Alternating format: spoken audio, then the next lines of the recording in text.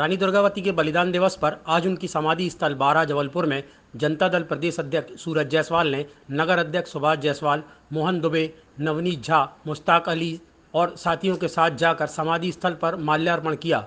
उन्होंने इस अवसर पर कहा कि रानी दुर्गावती का बलिदान इस देश के बलिदान गाथाओं में सबसे ऊपर है, लेकिन अफसोस की बात है कि राष्ट्रीय और अंतर्राष्ट्रीय स्तर पर जिस प्रकार से रानी दुर्गावती के बलिदान की पहचान होनी चाहिए थी, आज रानी दुर्गावती का इतिहास उस पहचान से वंचित है। सिर्फ महाकौशल क्षेत्र ही रानी दुर्गावती की गाथाओं से परिचित है। जब हम प्रदेश से बाहर जाते हैं तो निश्चित तौर पर इस बलिदान के बारे में लोगों को बताना पड़ता है। यह बहुत दुर्भाग्य का विषय है, जबकि रानी दुर्गावती महिला सशक्तिकरण की सबसे बड़ी उदाहरण है और देश की पहली महिला बलिदानी थी, जिन्होंने अपने राज्य की रक्षा के लिए अपने दम पर कई बार मुगलों की सेनाओं को परास्त किया।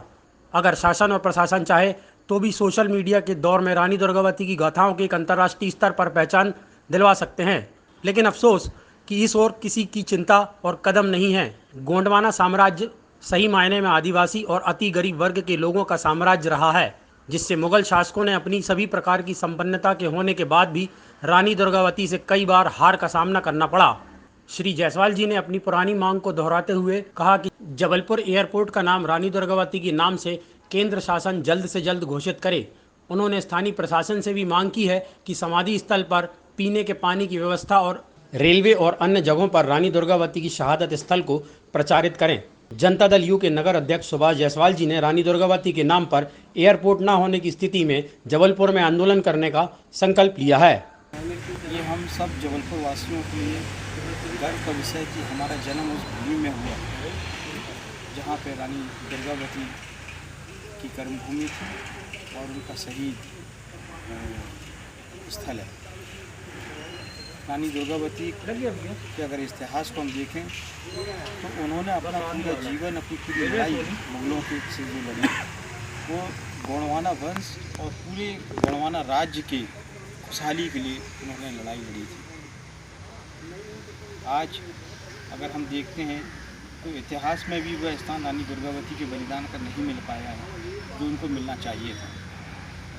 हम आज यहाँ पर शासन से, मध्य प्रदेश शासन से और केंद्र शासन से मांग करते हैं कि हमारी जो हर साल की एक लंबी लड़ाई है कि जबलपुर एयरपोर्ट का नाम रानी दुर्गावती जी के नाम से रखा जाए।